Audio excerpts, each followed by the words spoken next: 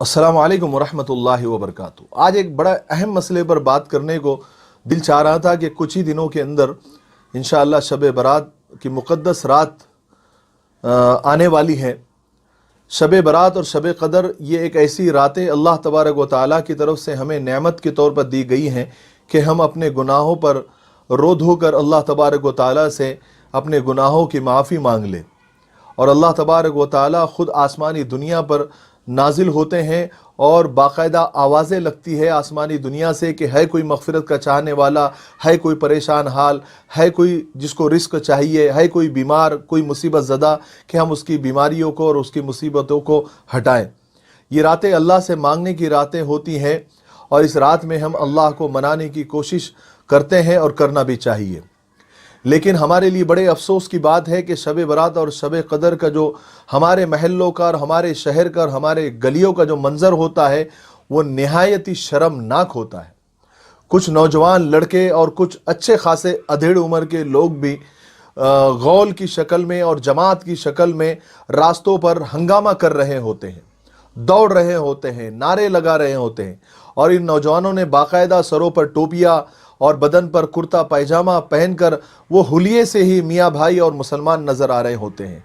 सीटियाँ बजा रहे हैं, नारे लगा रहे हैं। ऐसा लगता है गोया उन्होंने शहर पर हल्ला बोल दिया है।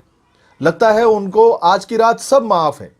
नौजवान लड़के रात आने से पहले ही मोटरसाइकिलों में और अपनी गाड़ियों में जो है पेट्रोल फुल करा के रखते हैं कि आज की रात तो बस हंगामा करना है।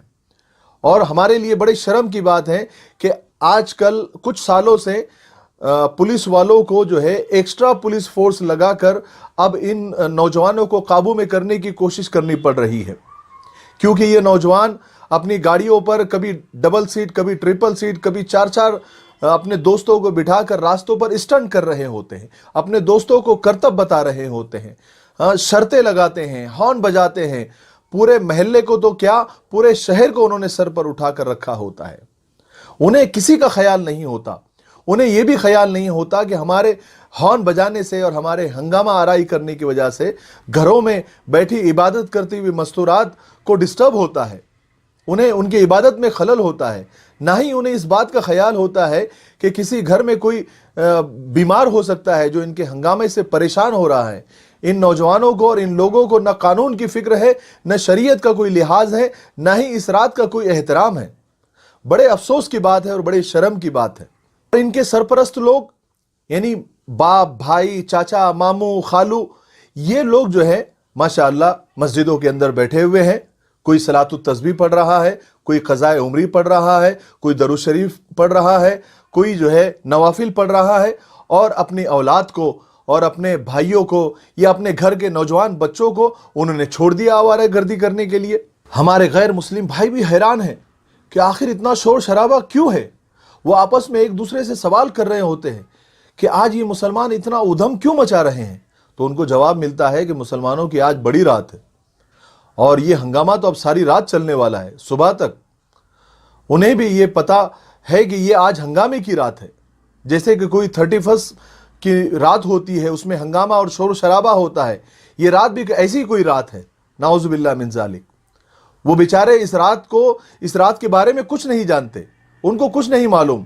वो तो हमारे नौजवानों की हरकतों के हवाले से इस रात को जानते हैं। इशा की नमाज के बाद एक हुजूम मस्जिदों से निकलता है कब्रस्तानों और दरगाहों की ज़ियारत के लिए और उनके इसाले सवाब करने के लिए अपनी गाड़ियों से, अपनी कारों से, अपनी मोटरसाइकिलों से हंसी मजाक करता हुआ जाता है और हंसी मजाक करता हुआ आता है।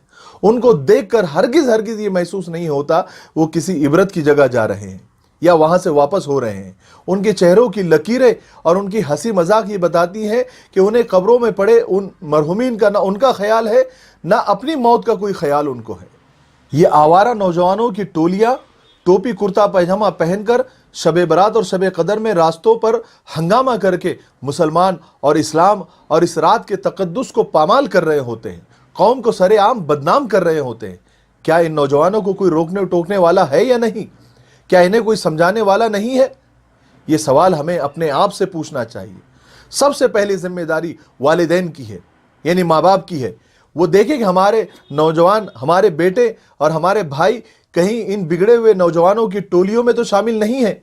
अगर शामिल है तो फौरन अपनी नफली इबादतें छोड़कर ये अहम फर्ज अदा करने के लिए जाइए और अपने बच्चे को वहां से निकालिए और अपने साथ मस्जिद में लेकर आइए, अपने साथ रखिए, अपने साथ इबादत कराइए। अगर वो इबादत नहीं करना चाहते या उनके लिए मुश्किल है तो उनको इशा की नमाज पढ़ाइए और उनको सुला दीजिए और उनको बोलिए कि फजर की नमाज पढ़े, इंशाअल्लाह पूरी रात इबादत का सवाब मिलेगा, ना कि ये हंगामा करते घूमे और इस्लाम और मुसलमानों को बदनाम करते फिरे।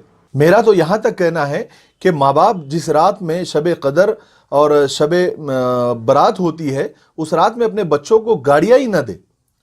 उनकी टू व्हीलर हो या फोर व्हीलर हो, चाबियाँ अपनी जेब में रखे, उनको न दे। उनको ये कहे कि आप इबादत करें, ये इबादत की रात है, ना कि जागने की रात है।